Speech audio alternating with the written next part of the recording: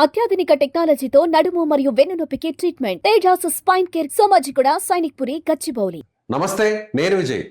ఇటీవల హైదరాబాద్ పోలీసులు పైరసీ ముఠా గుట్టురట్టు చేశారు. అది కూడా ఎంత పెద్ద నెట్వర్క్ అంటే ఏకంగా 1050 సినిమాలను పైరసీ చేసి ఇప్పటి వరకు ఇండస్ట్రీకి 22,500 కోట్ల రూపాయల నష్టం వాటిల్లినట్లుగా నేరుగా పోలీసులు ప్రకటించారు. అదేవిధంగా సినిమా రంగానికి సంబంధించినటువంటి కొంతమంది ప్రముఖులు కూడా పోలీసులతో భేటీ అయ్యారు. ఈ నెట్వర్క్ వెనుకున్నటువంటి వ్యక్తులను చూస్తే పోలీసులు, సినిమా పెద్దలు కూడా షాక్ అవుతున్నారు. అసలు పైరసీ వల్ల సినిమా రంగానికి ఎంత నష్టం వాటిల్లుతుంది, దీని గురించి డిస్కస్ చేద్దాం. మనతో పాటున్నారు సీనియర్ ఫిల్మ్ జర్నలిస్ట్ ప్రభు గారు. నమస్తే సార్. నమస్తే సార్, నిజంగా 22,500 కోట్ల రూపాయల నష్టం వాటిల్లని పోలీసులు చెప్తారు. ఈ పైరసీ వల్ల అంత నష్టం ఉంటుందా జనరల్గా?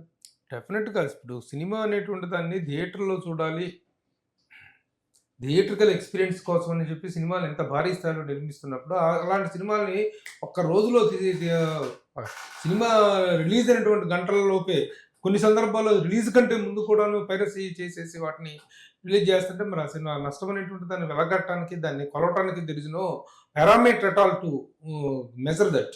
ఆ నష్టాన్ని మెజర్ చేయడానికి అంత దారుణమైనటువంటి నష్టం కలగజేస్తుంది. ఎట్లా కలుగుతుంది, దాన్ని ఎలా కొలుస్తామంటే సినిమా అనేటువంటి దానికి వచ్చే రెవెన్యూ, ఫుట్ఫాల్ అనేటువంటి తగ్గిపోయింది. అసలు సినిమా ఇండస్ట్రీ అనేటువంటి దాంట్లో ఈ రోజున కర్ణుడి చావు అన్నట్టుగా 6 కారణాలు అన్నట్టుగా 6 కారణాలుగా 60 కారణాలతో సినిమా ఇండస్ట్రీ అనేటువంటిది కుదేలైపోతున్న పరిస్థితుల్లో ఈ పైరసీ అనేటువంటిది చాలా చాలా ఈజీ మెథడ్ అయిపోయింది. టెక్నాలజీ ఎంత పెరిగిందో, టెక్నాలజీ అనేటువంటి దాన్ని దీనికి అభివృద్ధికి ఎలా వాడుకుంటా వినాశనానికి కూడా అలాగా వాడుతున్నారు. అందులో ప్రథమంగా ఈ వీడియో పైరసీ అనేటువంటిది చిత్ర పరిశ్రమను అన్ని విధాలా కిల్ చేస్తుంది. ఆ నష్టం అనేది నిజంగా ఇంతకు చెప్పింది తక్కువే కావచ్చు, ఇంకా అంతకు రెట్టింపు నష్టం కూడా జరిగి ఉండొచ్చు. అలాగే ఇంకొక విషయాన్ని కూడా పోలీసులు గుర్తించారు. ఇప్పటివరకు కూడా సినిమా థియేటర్లోకి వెళ్ళి ఏదైనా కెమెరాలతోనో లేదంటే మొబైల్స్తోనో సీక్రెట్గా వాటిని షూట్ చేసి అలా పైరసీ చేయడం చూసాం. కానీ ఇప్పుడు హ్యాకర్స్ ఏకంగా సినిమాకి సంబంధించినటువంటి సర్వర్లని, ఓటీటీ సర్వర్లని హ్యాక్ చేసి వాటిని పైరసీ చేస్తున్నారు. నిజంగా హెచ్డి ప్రింట్సే బయటకు వచ్చేస్తున్నాయి. మనకి థియేటర్లో, ఓటీటీలో ఎంతో క్వాలిటీతో ఉంటుందో సేమ్ యాస్టీస్ అదే ప్రింట్ మనకి పైరసీలో కనిపిస్తుంది. అది ఒక్కసారిగా షాక్ అయ్యే విషయం కావచ్చు కదా. It's exactly shocking. ఎందుకంటే థియేటర్ మామూలుగా ఓటీటీ ప్లాట్ఫామ్స్ రైట్స్ కొనుక్కొని రిలీజ్ చేసే సినిమాల తాలూకు క్వాలిటీ ఎలా ఉంటుందో ఈ క్వాలిటీ, పైరేటెడ్ క్వాలిటీ కూడా అంతకుమించి రెట్టింపుగా ఉంటుంది. టెక్నాలజీ అనేటువంటి దాన్ని అంత స్థాయిలో అది దుర్వినియోగం చేస్తున్నారు, అంత స్థాయిలో టెక్నాలజీని చోరీ చేస్తున్నారు. టెక్నాలజీ ద్వారా దీన్ని ఒక హై వోల్టేజ్ అంటే హై లెవెల్ క్రైమ్గా చేయటంలో ఏమాత్రం వెనుకట్టలేదు. అదేవిధంగా సినిమా రిలీజ్ అయితే పెద్ద హీరోలు కావచ్చు, చిన్న చిన్న సినిమాలు కూడా ఒకేసారి ఎట్ ఏ టైం 1000 థియేటర్లో రిలీజ్ చేస్తున్నారు. మెయిన్ రీజన్ ఈ పైరసీ వల్లే అనుకోవచ్చా? దానికి కారణాలు చాలా ఉన్నాయి. ఒకేసారి సినిమా రిలీజ్ చేయడం అనేటువంటిది ఇదివరకులాగా థియేటర్ గోయింగ్ అనేటువంటిది సినిమాలు వారాల పాటు, నెలల పాటు, సంవత్సరాలు, 50 రోజుల ఫంక్షన్, 100 రోజుల ఫంక్షన్ చూసేవాళ్ళు. ఆ రోజులు పోయినాయి, ఏ రోజునో పోయినాయి. ఈ సినిమా రిలీజ్ అయిన వెంటనే అవుతుండగానే థియేటర్లు, సింగిల్ థియేటర్లు, మల్టీప్లెక్స్లు విపరీతంగా పెరిగిన నేపథ్యంలో 1000 థియేటర్స్ రిలీజ్ చేసేసి ఓపెనింగ్స్ రాబట్టుకోవడం అనేటువంటిది ఇప్పుడు జరుగుతున్నటువంటి ట్రెండ్. ఆ ట్రెండ్ ప్రకారం చేస్తున్నారు. కానీ దాంట్లో కూడా ఒక్క రోజులోనే మొత్తం అంతకు డబుల్, ట్రిపుల్ రెవెన్యూని ఈ పైరసీ అనేటువంటిది కిల్ చేస్తుంది.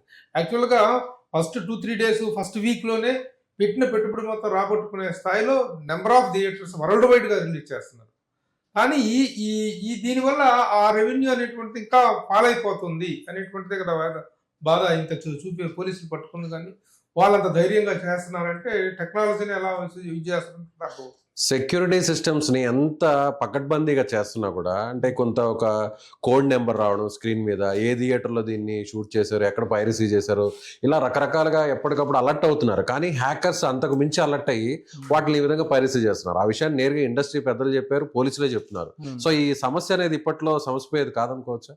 ఎప్పటికీ ఇది టెక్నాలజీ ఎంత పెరుగుతుందో అంతగా ఈ పైరసీ అనేటువంటిది పెరిగేటువంటి అవకాశం ఉంది. దీన్ని నిరోధించడానికి యాక్చువల్గా చట్టాల్లో కూడాను ఈ చట్టాలు ఉన్నటువంటి చట్టాలు అనేటువంటి దీని పనికిరాదు. దీనికి కొత్తగా చట్టాలు రూపొందించాల్సినటువంటి అవసరం ఉంది, కఠిన చర్యలు తీసుకోవాల్సిన అవసరం ఉంది. ఆ చట్టాల్లో ఉన్నటువంటి లొసుగులు కానీ, చట్టాలు పూర్తి స్థాయిలో రూపొందకపోవడం అనేటువంటిది వీళ్ళకి చాలా వెసులుబాటుగా తయారైంది. ఏం చేస్తారు, ఇప్పుడు పట్టుకొని ఉన్నారు, కొంతమంది అరెస్ట్ చేశారు. అరెస్ట్ చేసిన వాళ్ళని ఏ అంటారు, వాట్ సెక్షన్స్ వాళ్ళ మీద ఇంపోజ్ చేయాలి, ఏ సెక్షన్స్ ఇంపోజ్ చేస్తే వాళ్ళకి కఠినమైనటువంటి శిక్షలు పడతాయనేటువంటి దాని పట్ల పోలీసులకు అవగాహన లేదు, న్యాయ వ్యవస్థలోనూ అవగాహన లేదు. ఎందుకంటే రోజు రోజుకు మారిపోతున్న చట్టాలు డెవలప్ అవుతున్న టెక్నాలజీ అనేటువంటి దాన్ని ఇంప్లైట్ చేసుకుంటూ చట్టాలు రూపొందించుకోవాల్సిన అవసరం ఉంది, సెక్షన్లు రూపొందించుకోవాల్సిన అవసరం ఉంది. అయితే లేకుండా పోయింది. ఇది టెక్నాలజీ అనేటువంటిది, పైరసీ అనేటువంటిది ఎంత ఫార్వర్డ్ అవుతుందో లా అనేటువంటిది అంత ఫాస్ట్గా ఫార్వర్డ్ కాలేకపోతుంది. ఫార్వర్డ్గా ఈ సెక్షన్స్ అనేటువంటి ఇంపోజ్ చేయలేకపోతుంది పోలీస్ శాఖ కూడాను. That is one biggest problem. అలాగే ఇప్పుడు ఇవాళ ఒక పోస్ట్ కూడా వైరల్ అవుతుంది సార్. ఏకంగా పోలీసులనే సవాల్ విసరడం, పోలీసులకే ఛాలెంజ్ చేయడం. పోలీసు కమిషనర్ గారు సివి ఆనంద్ గారు, మీరు మా మీద ఫోకస్ పెడితే మేము మీ మీద ఫోకస్ పెట్టాల్సి వస్తుందంటూ ఒక పెద్ద పోస్ట్ రిలీజ్ చేశాడు ఒక హ్యాకర్. సో అదేవిధంగా ఆ పోస్ట్ లో చాలా పాయింట్స్ కూడా రేస్ చేశారు. ఎందుకు ఇంత 100 కోట్లు పెట్టి సినిమా తీయాల్సిన అవసరం ఏంది, హీరోలు హీరోయిన్లకు అంత రెమ్యునరేషన్ అవసరం ఏంది, నిజంగా పైరసీ వల్ల నష్టపోయేది హీరోలు హీరోయిన్లే, కింద ఉన్నటువంటి కార్మికులు కాదు అంటే రకరకాలుగా ఆ పోస్ట్ పెట్టాడు. దాని గురించి ఏమంటారు? అసలు సినిమాల రేట్లు పెరగటం, లేకపోతే కాస్ట్ ఆఫ్ ప్రొడక్షన్ పెరగటం, విదేశాల్లో షూటింగ్లు చేయటం, సినిమా నిర్మాణ వ్యయం పెరగటం అనేటువంటి దానికి మీ పరిస్థితికి సంబంధం ఏంటి? అంటే మీరు సినిమా కాస్ట్ ఆఫ్ ప్రొడక్షన్ ఈ రోజున సినిమా అనేటువంటిది ఎంత ఇదిలో చేసినప్పటికీ కూడాను ఆంటలేదు పబ్లిక్లో. కొత్త విదేశాల్లో షూట్ చేసి ఎంతతో హై వోల్టేజ్ టెక్నాలజీతో చేస్తున్నప్పుడు కూడా ప్రేక్షకుడు సాటిస్ఫై అవటంలో. అంటే ప్రేక్షకుని సాటిస్ఫై చేయడం కోసం విపరీతంగా ఖర్చు చేస్తాయి. అయితే వాటిలో జరుగుతున్న దుబారాలు జరుగుతున్నాయి. హైయెస్ట్ రెమ్యునరేషన్స్, హైయెస్ట్ వేస్టేజ్ ఇవన్నీ జరుగుతున్నాయి, కాదంటలేదు దాన్ని. దానికి మీ పరిస్థితికి సంబంధం ఏంటి? అది ఇండస్ట్రీ సమస్య. హీరోయిన్ల రెమ్యునరేషన్లు, విదేశాల్లో షూటింగ్లు చేయటం, కాస్ట్ ఆఫ్ ప్రొడక్షన్ పెరగటం, బడ్జెట్ పెరగటం, అదంతా నిర్మాతలకు ఉన్నటువంటి హెడ్ఏక్. కానీ ఇలాంటి సమస్యలతోనే వాళ్ళు సతమతం అవుతుంటే మళ్ళీ పైరసీ ద్వారా మీరు ఇంకా చేస్తుంది ఏమిటి? దాన్ని మీరు అడ్రస్ చేసేటువంటి విషయం ఉందా? ఇలా చేసి కూడాను వాళ్ళని హెచ్చరిస్తున్నారు, పోలీసులు హెచ్చరిస్తున్న స్థాయికి వెళ్ళారు అంటే ఇక మరి పోలీసులు దాన్ని అంత సవాలుగా తీసుకుంటారన్నట్టు మనం వేచి చూడాల్సినటువంటి విషయం. అలాగే సినీ ఇండస్ట్రీకి సంబంధించిన పెద్దలు కూడా పోలీసులతో భేటీ అయ్యారు. చిరంజీవి గారు, నాగార్జున గారు, హీరో నాని, వీళ్ళందరూ కూడా. సో దీనికి ఒక సొల్యూషన్ వచ్చే అవకాశం ఉందంటారు ఏమన్నా? మీరు అన్నారు ఇందాక ఒక మాట అన్నారు, ఈ పైరసీ చట్టాన్ని కొంచెం కఠినంగా చేయాలి, శిక్షలు కూడా కఠినంగా అమలు చేస్తే ఎవరన్నా పైరసీ చేయాలంటే భయపడతారు, దీంట్లో మారాల్సిన అవసరం ఉంది అంటున్నారు. దాని గురించి ఏమన్నా డెసిషన్ వచ్చే ఛాన్సెస్ ఉండొచ్చు? ఏదైనా అందరూ తలలు పట్టుకొని కూర్చున్నట్టు విషయం ఇది. సినిమా ఇండస్ట్రీ పెద్దలు కలిశారు, పోలీసులు కలిశారు, దాని మీద ఒక ఉమ్మడి కార్యాచరణ రూపొందించుకోవాల్సిన అవసరం ఉంది. కానీ అదే చెప్తున్నాను కదా, టెక్నాలజీ అనేది ఏ రోజుకి ఆ రోజు పెరిగిపోతుంది. కేవలం ఇది ఒకటే కాదు, ఇది దొంగతనంగా జరుగుతుంది. కానీ థియేటర్లో డైరెక్ట్గా జరుగుతుందని ఏం చేస్తున్నారు? ఒక్కసారి సినిమా థియేటర్లో షో స్టార్ట్ అయింది అంటే కొన్ని వేల కెమెరాలు, 100 కెమెరాలు, థియేటర్ కెపాసిటీ ఉందో అన్ని కెమెరాలు ఆన్ అవుతున్నాయి, అన్ని సెల్ ఫోన్లు ఆన్ అవుతున్నాయి, సినిమాలో ఇంపార్టెంట్ పార్ట్స్ అన్ని షూట్ చేసుకుని వెళ్తున్నారు. సోషల్ మీడియాలో యూట్యూబ్ ఇట్లా పెట్టేసుకుంటున్నారు, ఇన్స్టాలో పెట్టేసుకుంటున్నారు. వాటిని నివారించుకోవాల్సిన అవసరం కూడా ఉంది కదా.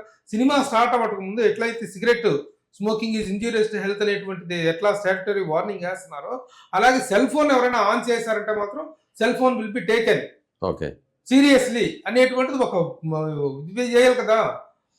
హెచ్చరిక జారీ చేసేసి సెల్ ఫోన్ థియేటర్లో ఆన్ చేసిన వాళ్ళకి శిక్షార్హులు అనేటువంటిది కఠినంగా అమలు చేయాల్సింది. అది కాదు, దీని ద్వారా ఎంత నష్టం జరుగుతుందో, ఈ దొంగ పైరసీ ద్వారా, ఈ టెక్నాలజీ పైరసీ ద్వారా ఎంత నష్టం జరుగుతుందో, థియేటర్లో బిట్లు ప్రతి ఒక్కళ్ళు బిట్లు కట్ చేసుకొని సెల్ఫీలు తీసుకొని వాటిని పోస్ట్ చేయడం వల్ల అంతకు పదింత నష్టం జరుగుతుంది. కాబట్టి ఈ సినిమా అనేటువంటిది నాశనం అవడానికి ఒక రకం కారణం కాదు, 100 కారణాలు ఉన్నాయి. ఆ కారణాల్లో పైరసీ ఒకటి, దాన్ని కూడా నివారించాల్సిన అవసరం ఉంది. థియేటర్లో సెల్ ఫోన్ ఆన్ చేశాడా, సెల్ ఫోన్ లాగేసుకుంటామని చెప్పాల్సిన అవసరం ఉంది. దాని మీద కఠినంగా చర్యలు తీసుకోవాల్సిన అవసరం ఉంది.